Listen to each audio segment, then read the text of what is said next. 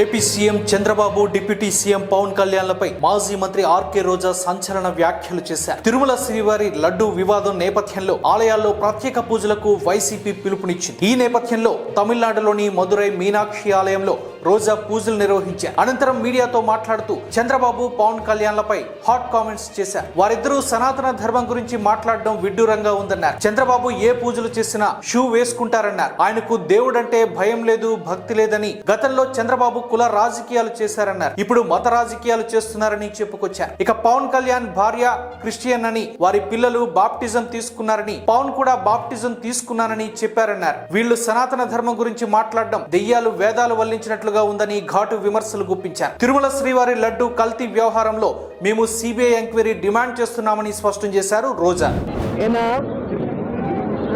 தன சுயநலத்துக்காக சந்திரபாபு நாயுடு கடவுள் கூடவே விளையாடுறாரு.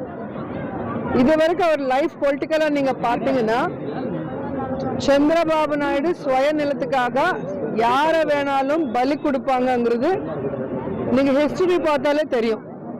ஃபர்ஸ்ட்ல பொண்ணு கொடுத்த மாமாவை சிஎம் ஆகணும்னு பலி கொடுத்துட்டார். அப்புறம் சிஎம் ஆக்குறேன்னு சொன்ன புரந்தேஸ்வரி ஹஸ்பண்டை இவரை சிஎம் ஆகுறதுக்கு பலி கொடுத்துட்டார். அதுக்கப்புறம் ஜூனியர் என்டிஆர் ஹரிகிருஷ்ணாவை எப்படி பலி கொடுத்தாரோ நீங்க பாத்தீங்க.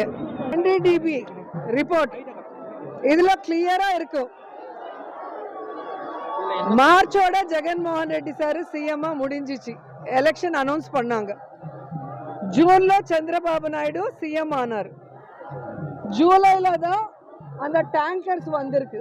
17/7/2024 கண்டெய்னர்ஸ் வந்திருக்கு. அதை டெஸ்ட்டுக்கு அனுப்புனா 23/7/24 தான் ரிசல்ட்ஸ் வந்திருக்கு.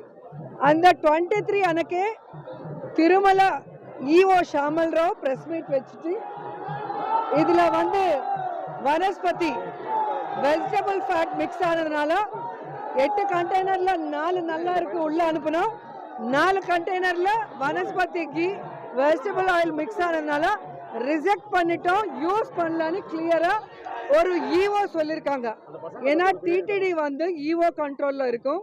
ஈஓல சேர்மன் கமிட்டி தான் அதுல மெயின் போர்ஷன். அதுல கவர்மெண்ட் இன்வால்வ்மெண்ட் ஒன்றும் இருக்காது. ஸோ கிளியர் கட்டா வந்தது. நீங்க சிஎம்மா இருக்கும்போது சந்திரபாபு நாயுடு கண்டெய்னர் வந்தது, சாம்பிள் எடுத்தது, ரிப்போர்ட் வந்தது, எல்லாமே உங்க கவர்மெண்ட்ல தப்பு நடக்கலாம். அது யூஸ் பண்ணல, அது வெஜிடபிள் ஆயில்னு ஈஓ சொல்லிருக்காங்க. ஆனா நீங்க ஜெகன்மோகன் ரெட்டி பொலிட்டிக்கலா ஜீரோ ஆக்கணும்னு ஒரு ராங் இன்டென்ஷனோட நீங்க பேசுனது இந்த ரிப்போர்ட்ல டேட்டோட வெளியே வந்துருச்சு.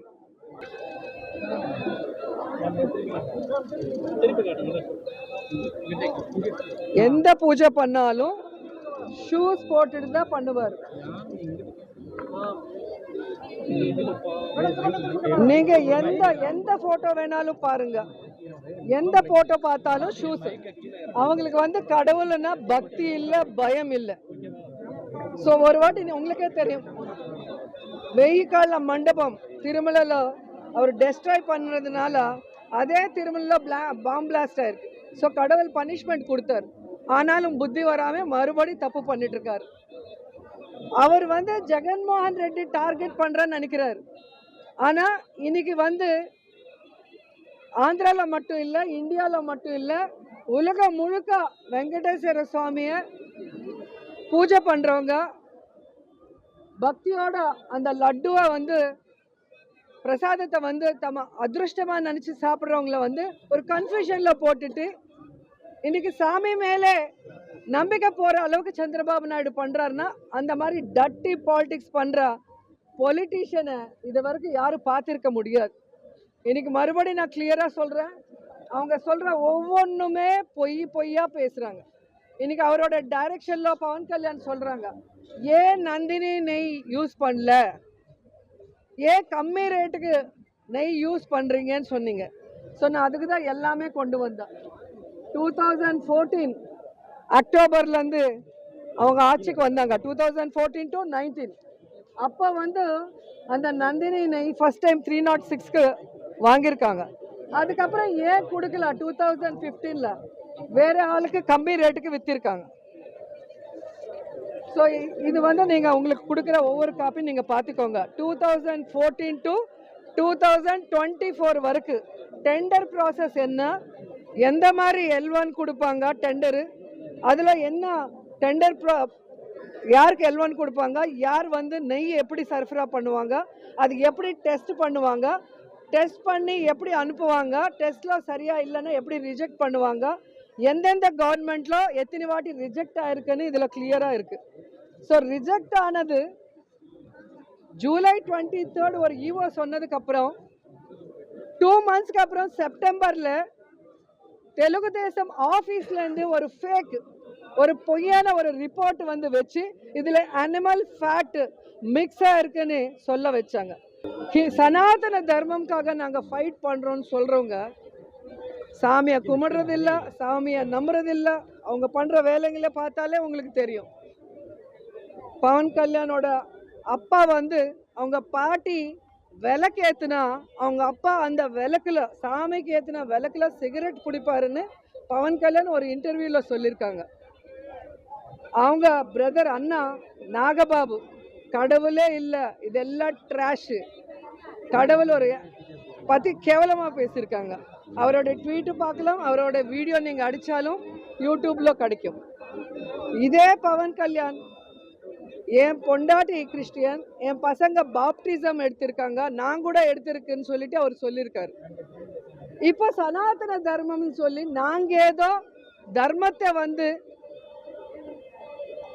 ராங்காக பண்ணுறோம், அவங்க கரெக்டாக பண்ணுற மாதிரி பேசுறது எங்களுக்கு ஒன்றும் புரியல.